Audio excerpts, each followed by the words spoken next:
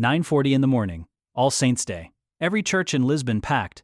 The candles on the altars were still burning when the ground opened.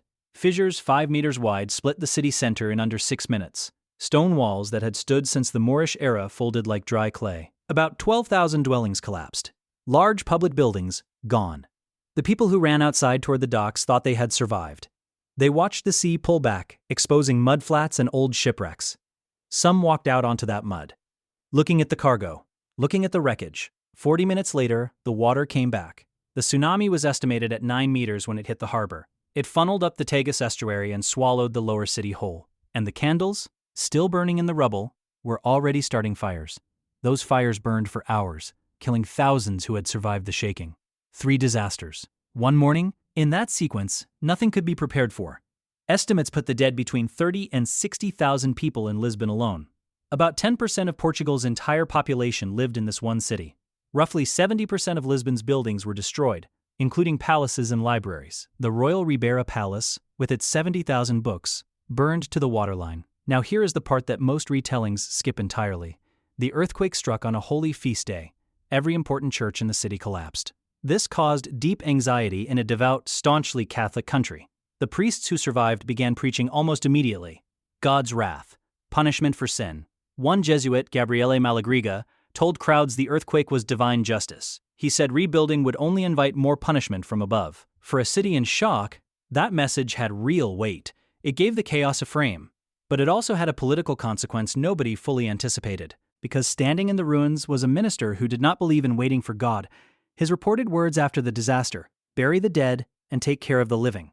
Sebastião de Melo, later known as the Marquis of Pombal, not yet that powerful. The aristocracy despised him as an upstart son of a country squire. Before November 1st, he had been fighting for relevance against old noble families. The earthquake handed him a problem so large that only someone ruthlessly practical could manage it. He sent firefighters into the city. He ordered teams to clear thousands of corpses before disease spread. The church wanted proper burials. Pombal overruled them. Bodies were loaded onto ships and buried at sea beyond the mouth of the Tagus. Gallows were erected at high points around the city. At least 34 people were executed for looting. The army ringed Lisbon to stop able-bodied survivors from fleeing. They were needed for clearing ruins. This was not charity.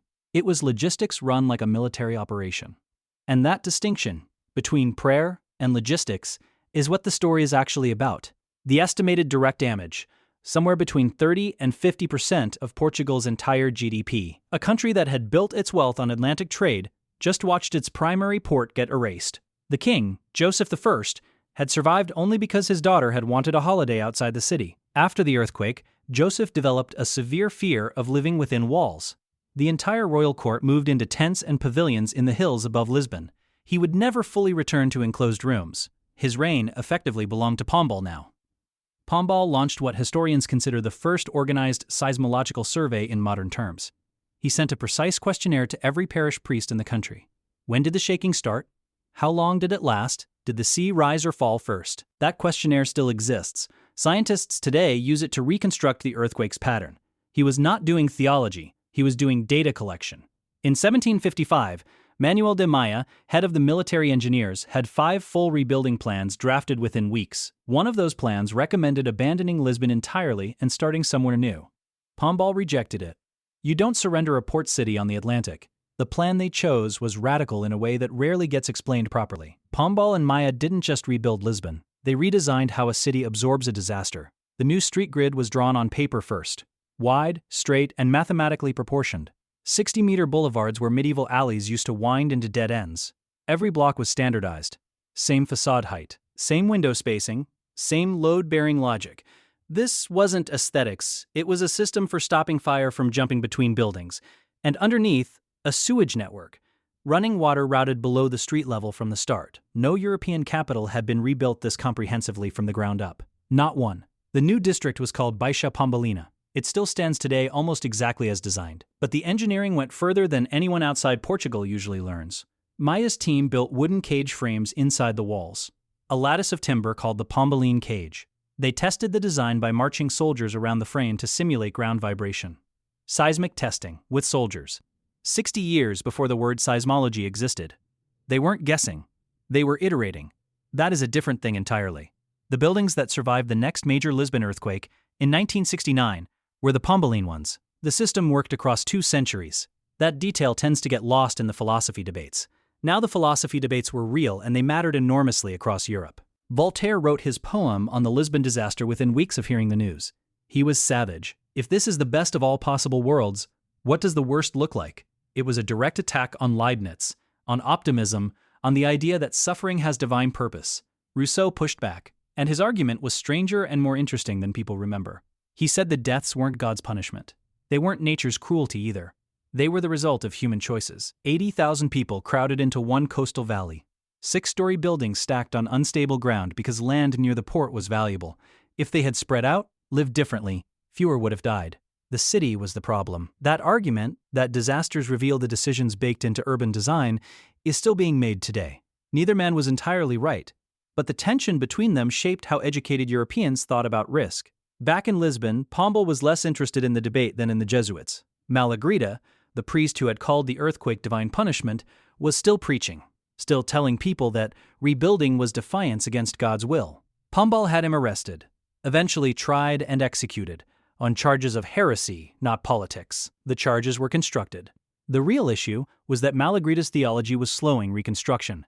You cannot mobilize a traumatized population to rebuild if half of them believe rebuilding is sin. Pombal understood that information, and who controls it determines what a city does next. He expelled the Jesuits from Portugal entirely in 1759, the first European government to do so. France followed in 1764. Spain in 1767. The Society of Jesus was suppressed papally by 1773. Lisbon's rubble was where that domino started falling. The rebuilding itself took roughly 10 years for the core structures. Funding came from a tax on every commodity entering Lisbon's port. A reconstruction levy. The merchants paid for it, the state directed it, the engineers built it. That triangular structure, tax, central direction, technical expertise, is recognizable in every modern disaster response. It was not inevitable. Before 1755, rulers treated disaster as an act of God requiring prayer and patience. Pombal treated it as a systems failure requiring audit and correction. That shift in thinking is quiet, but it runs through everything that came after. As with most history, the details here vary depending on the source you consult. Some historians are more critical of Pombal. His rule became increasingly authoritarian over time. The same efficiency that rebuilt Lisbon also built secret prisons and suppressed political opponents. One man's reconstruction ministry and another man's police state can share the same desk. That complexity is worth sitting with rather than resolving too quickly. What the earthquake left behind wasn't just a new city grid, it was a new question. When catastrophe hits, who is responsible for what comes next? Not God, not fate, a minister, a tax on port cargo, a questionnaire sent to parish priests. The modern answer to that question was first written in the rubble of Lisbon in 1755. What would you have done, standing in those ruins, with a traumatized population and a king hiding in a tent? The next time you hear about a disaster response, who is in charge, who pays, who designs the recovery? Trace that logic back. It has a starting point, and it smells like smoke and river mud. If this kind of history, the mechanisms behind the moments, is what you're here for, stay close. The real story is always in the system underneath.